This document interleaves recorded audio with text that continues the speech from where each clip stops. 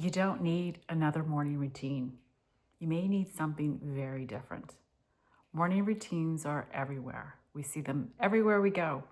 But maybe some of those morning routines are actually keeping us stuck and they're not giving our body what we intuitively want and need. They're disconnecting us and also just kind of keeping us spinning our wheels.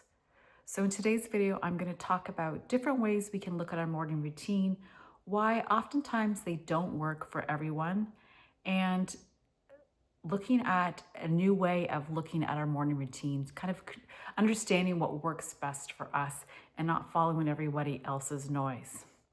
So hello, my name is Krista. Welcome to my channel.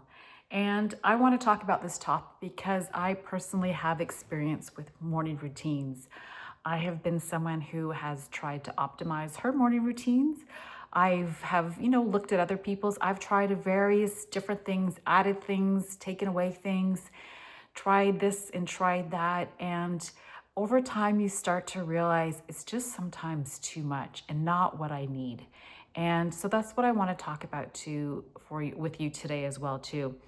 Oftentimes with our morning routine, we need to take things away, not add more things, just to kind of simplify our days.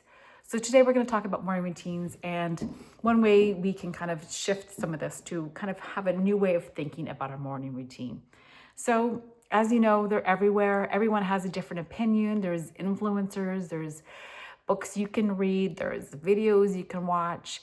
Everybody else has their morning routine and trying to optimize, like we're trying to strategize how we start our day. And oftentimes this is not what we need at all. It just keeps us spinning our wheels and it keeps us kind of more stressed and disconnected from our body. And, there's cold plunging, there's 5 a.m. workouts, there's everything you can do. And I don't know if you're a woman and, I don't know, depending on how old you are too, everyone's going to have different needs and what's best for their body. And I have learned over time to really kind of start to kind of understand what I need best.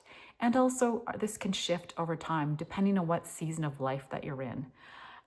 My routine now is going to look very different than what it did 20 years ago. And it'll probably look different than what it looks like in 2 years from now. Again, we're growing, we're evolving, we're shifting. And what our body needs and what our guidance is telling us we need is very different. So when we start to tap into that inner guidance, it's going to direct us. We know what feels right.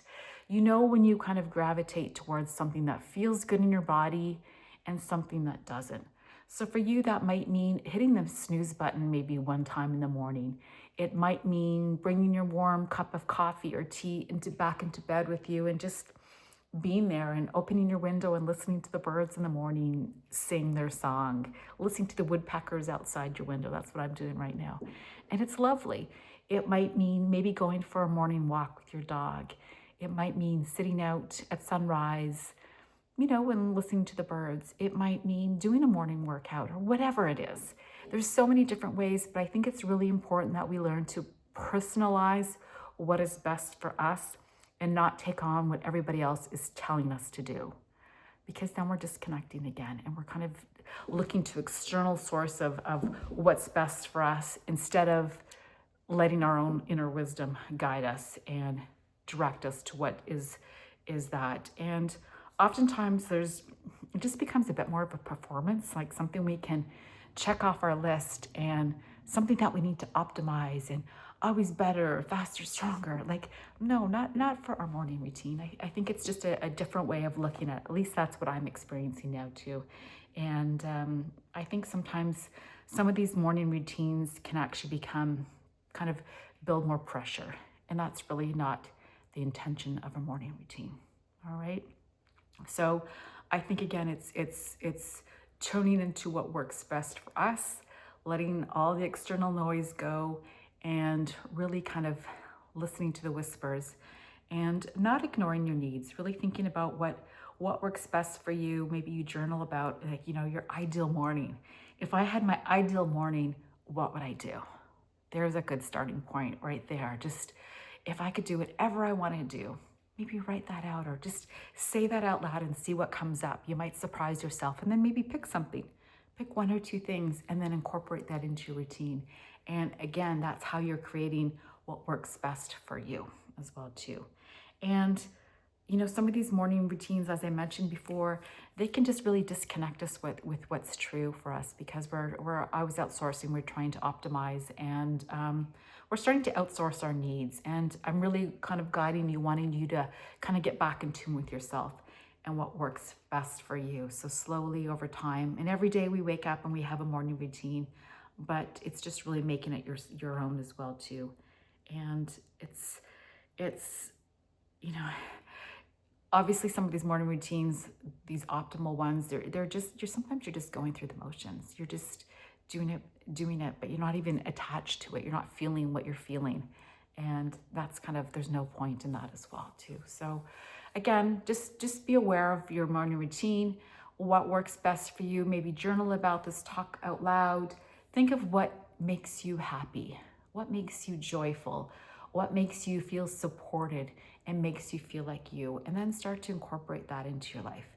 Again, it's something that we can do long term, but it's also something that we can do that nourishes our body and supports our body and supports what we feel is best for us.